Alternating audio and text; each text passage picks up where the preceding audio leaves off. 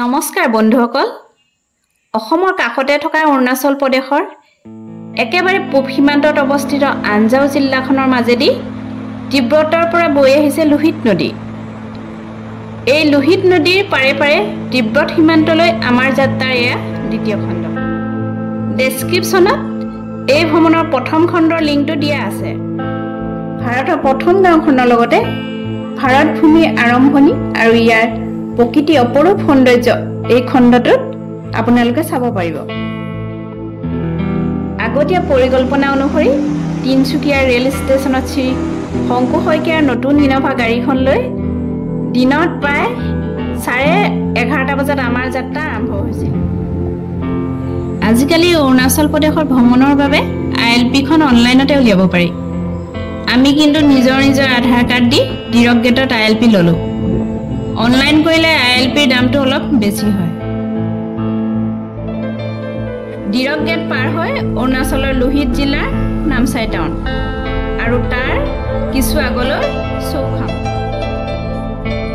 এই চৌখামৰ পৰা আলুবাৰীত লোহিত নৈ দলং পাৰ হৈ লোহিত জিলাৰ সদৰ তেজুলৈ যাব পাৰি তেজুৰ পৰা হাৱা কেম্প নতুবা পশুৰাম কুণ্ড হৈ আনজাও জিলাৰ সীমাত থকা টিডিং নৈ পায়গৈ আমাৰ আগৰ পৰিকল্পনাত এই পথে যোৱাৰ কথা আছিল যদিও তেজুৰ পৰা আগলৈ পথছোৱা ভাল নহয় বুলি জানিব পাৰি আমি চৌখামতে ফাটি গৈ ৱাক্ৰ হৈ পৰশুৰাম কুণ্ড আৰু তাৰ পিছত টিডিঙত আনজাও জিলাত প্ৰৱেশ কৰিছিলোঁ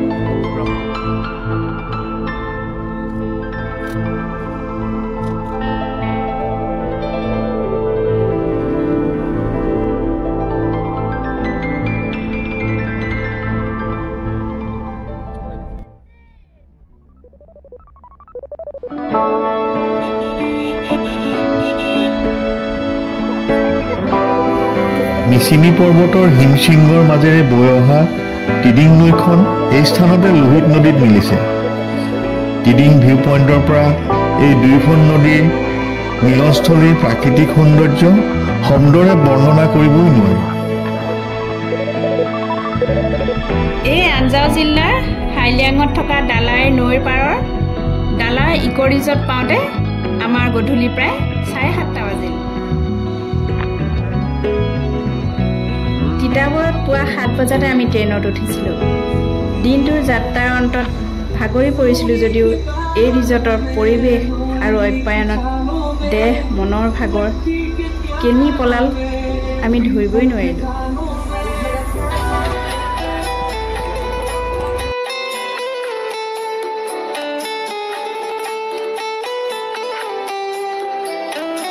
ডালাই ইক' ৰিজৰ্টৰ স্বত্বাধিকাৰী মিষ্টাৰ বালিং নাডঙক আৰু তেখেতৰ কৰ্মচাৰীসকলক আমাৰ সেই গধূলিৰ সময়খিনি সুন্দৰ কৰি তোলাৰ বাবে এই চেগতে ধন্যবাদ জনালোঁ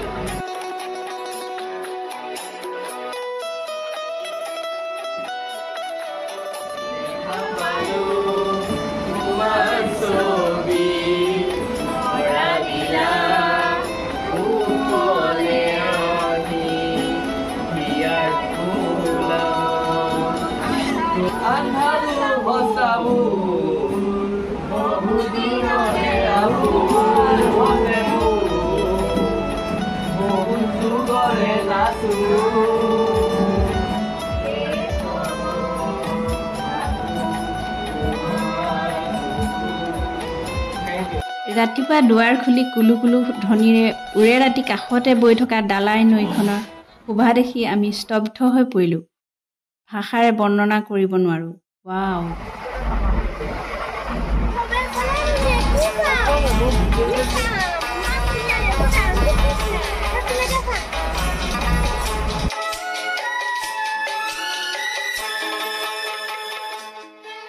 পুৱাতে আমি হাইলিয়াং এৰিলোঁ আঞ্জাও জিলাখনৰ সদৰ স্থান হাৱাইলৈ যোৱা দলংখনত আমি অলপ ৰৈছিলোঁ।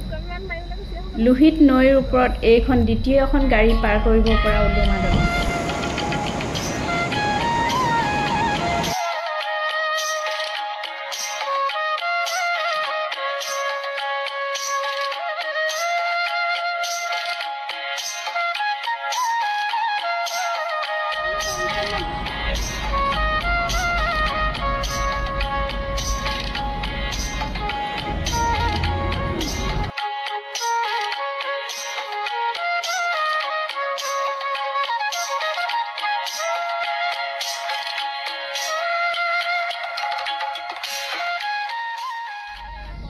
লোহিত নদীৰ পাৰে পাৰে প্ৰকৃতিৰ নান্দনিক দৃশ্যৰ তালে তালে আমি বাট বুলিলোঁ। ঠায়ে ঠায়ে পাহাৰৰ কোলাত নৈ পাৰত সৰু সৰু ছবিৰ দৰে মিচিমিসকলৰ গাঁও, নতুবা শাৰী শাৰী ভাৰতীয় সৈন্যৰ চাৱনি। মাজে মাজে পথৰ কাষত থকা সৰু সৰু নিজৰা ৱাটাৰফলখিনিয়েও মন জোৰাই যায়।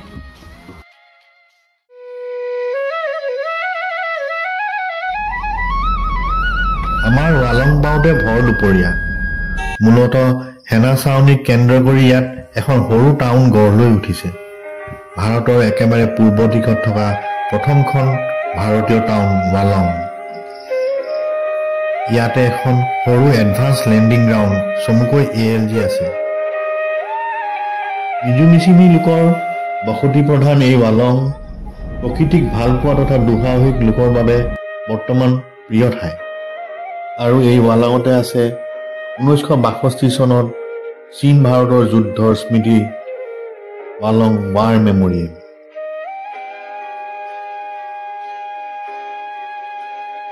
আজিৰ পৰা 63 বছৰ আগতে আজিৰ দিনটোতে ৰাতিলৈ চীনা সৈন্যই ভাৰত ভূমিৰ কিবিথত আক্ৰমণ কৰিছিল।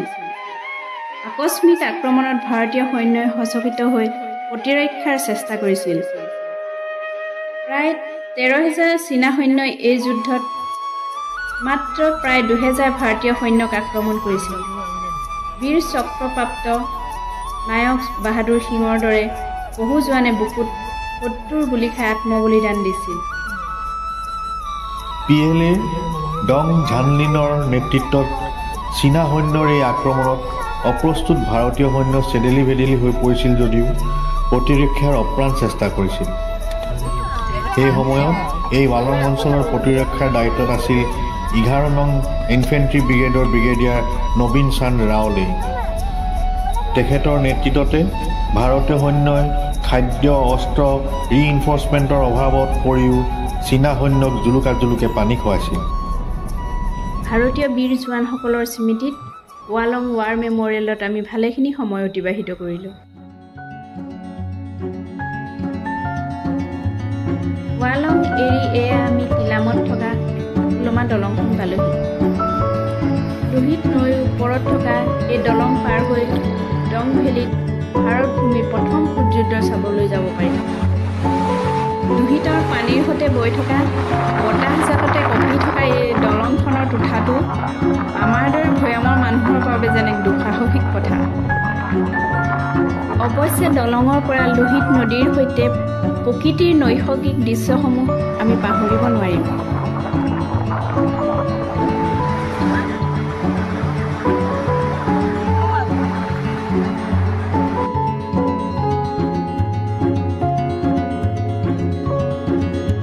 কিলামত লোহিত নৈৰ বালিত পৰ্যটকসকলৰ বাবে থকা কাষতে আছে গৰম পানীৰ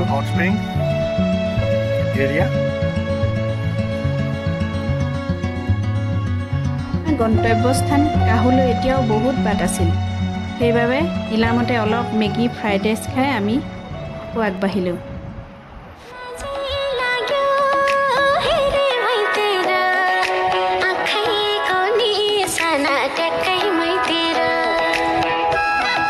ৱালং পাৰ হৈ ভাৰত চীন যুদ্ধৰ এক উল্লেখযোগ্য ঠাই হৈছে নামটি হিল।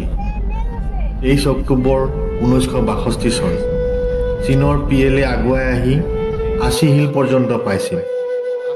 PLAৰ সৈন্য বাহিনীক 80 হিলৰ তলত নামটি নলাত প্ৰতিৰোধ কৰাৰ দায়িত্বত আছিল 6 বেটেলিয়ন কুমাও ৰেজিমেণ্টৰ লেফটেনেণ্ট বিক্ৰম সিং ৰাথোৰ। সেই সময়ত নামতি নলাৰ ওপৰত থকা এই দলংখনৰ পৰিৱৰ্তে খোজকাঢ়ি পাৰ হ'ব পৰা ওলমা দলং এখনহে আছিল।